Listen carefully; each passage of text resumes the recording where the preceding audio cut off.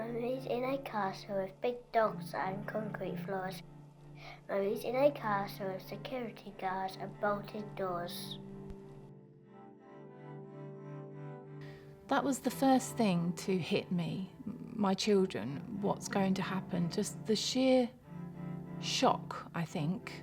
My children screaming when they had to leave, it was the most traumatic thing that I have ever been through in my life, and the grief was never validated, and that grief is still with me today.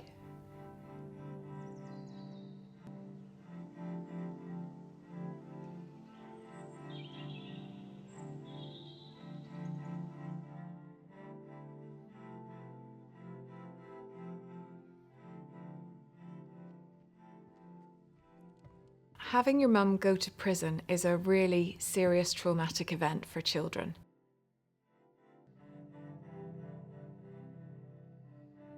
Many children, because they haven't been prepared for it, because they don't know what's going to happen, it comes as a great shock.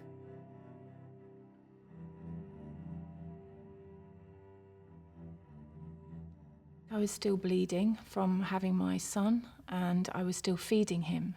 I got the children ready for school. It was business as usual. I went off to court with just a tissue in my hand. I didn't have anything packed or anything ready. When the sentence was handed out, it was a massive shock. If a woman is expecting to have a pre-sentence report ordered, then there would be a bit of an adjournment, and that would allow a mum to make plans for her children in case she gets sent to prison. But if the court decide to just crack on with sentencing, then she can be sent to prison that day with no plans at all in place for her children. I was prepared that I may not be returning home, but not for that length of time.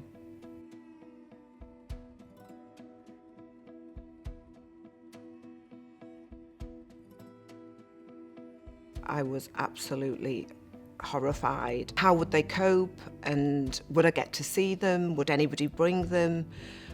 A lot of emotion, a fear for my children. My daughter, that was 14 at the time, she had to make a choice which of her siblings would stay together. Not only did she lose her mum, she lost her siblings. And that's something that she's never gotten over. It can have lifelong effects on the health and well-being of a child when they've experienced something that difficult in their childhood.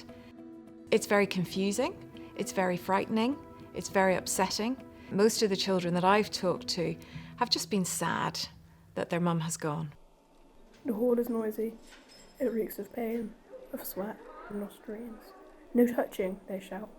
So a prison is a really difficult place to visit for a child. So they can't hold hands, they can't sit on their mum's knee. None of those familiarities for mothers and children are allowed to exist in that space. So she had a 2-hour journey, and it was with a social worker that she didn't know. For the time that she had with me, she would just put her head on my knee and cry the whole time. When she was 16, she was put in her first taster flat, I think they call it. And she says that she would remember that when she would be walking home from friends at night, she would think, if something happens to me, nobody would know because there's nobody at home waiting for me. So I was constantly worried about her. We have to stay at Nanny's. She smokes. It stinks. She cries. I cry. Everyone cries. I don't care what she's done. I just want my mum. I understood that I was receiving a punishment. I couldn't make peace with the fact that my children were also suffering.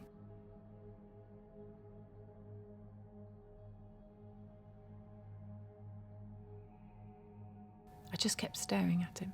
I couldn't believe that he was with me.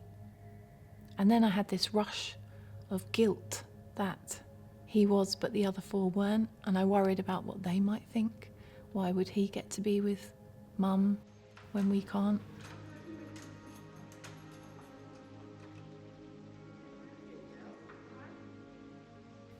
I think if it wasn't for the children, I may not have survived it as well as I did. I also think that I'd been through so much adversity that when I got to prison, that bit of being in prison was easy for me. I was no longer being abused. I was no longer drinking and taking drugs and self-loathing. I learned a lot about myself. And I knew that I had to be a good parent for these children when I got home. So when a judge sentences a mother, they're punishing her. But actually the people who bear the consequences of that punishment are her children. They're whoever takes on the care of those children. The ripples go wide, and they go through the child's life into their adulthood as well. Sometimes I feel different, but I don't like to think of that. I want to feel normal. People don't know what I've been through. They don't understand. For my son who was with me, I was told that he would be less socially enabled, that he would be behind in his learning, less intelligent, more likely to be part of the system growing up because of me. When I was released from prison, I was told that I would only get to see my children 6 times a year, and I knew that wasn't going to happen.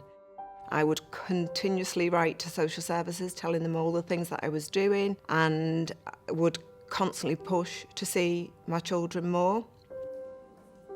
So it's really important in all these cases that the children are put right at the centre of things.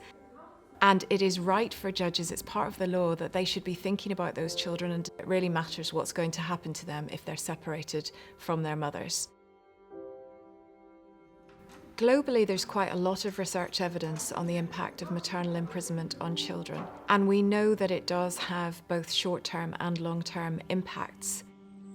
My own daughter, that's in her 20s now, because she didn't have any parenting, it's almost like she's trapped in a 15-year-old. And, you know, she was angry at me.